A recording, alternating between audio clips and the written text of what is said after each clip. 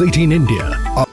नाज़रीन, कुपवाड़ा में 500 नौजवानों ने हिमायत प्रोग्राम में हिस्सा लिया है। मिनिस्ट्री ऑफ रूरल डेवलपमेंट और Jammu Kashmir UT rural livelihood mission के तहत प्रोग्राम मुनक्किद हुआ।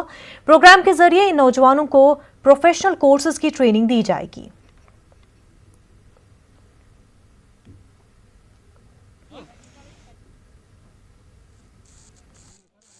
कुपवाड़ा को इन्होंने 105 वैकेंसी दी है, जो कि लैब टेक्नीशियन और फैशन डिज़ाइनिंग का 8 महीने का कोर्स श्रीनगर में चलाया जाएगा।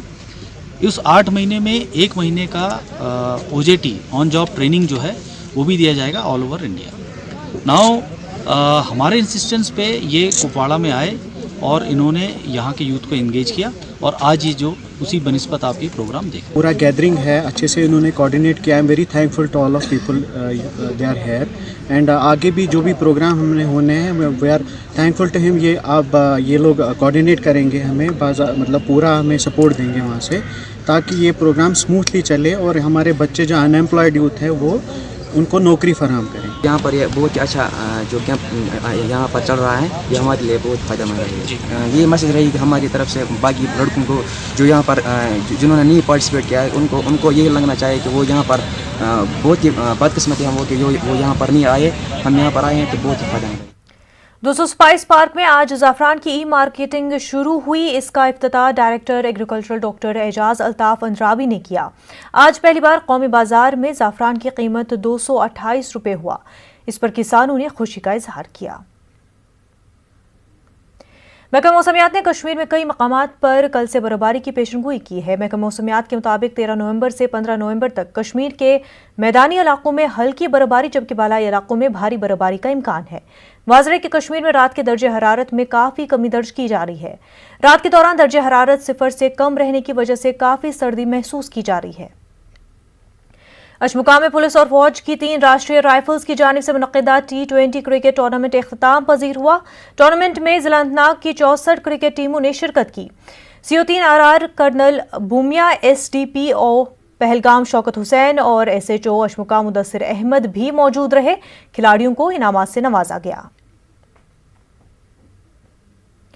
Chenab valley T20 cricket tournament का आगाज हो गया है। 10 RR के CEO ने टूर्नामेंट का इफ्तिताह किया। टूर्नामेंट में 32 टीमें हिस्सा ले रही हैं। डोडा वॉरियर्स और फिक्सू 11 के दरमियान पहला मुकाबला खेला गया। डोडा वॉरियर्स ने पहला मुकाबला अपने नाम किया। कठुआ पुलिस ने बाइक चोरी करने वाले एक गिरोह के 4 मेंबरों को गिरफ्तार किया है। पुलिस ने उनके कब्जे से 22 बाइकों को बरामद किया है।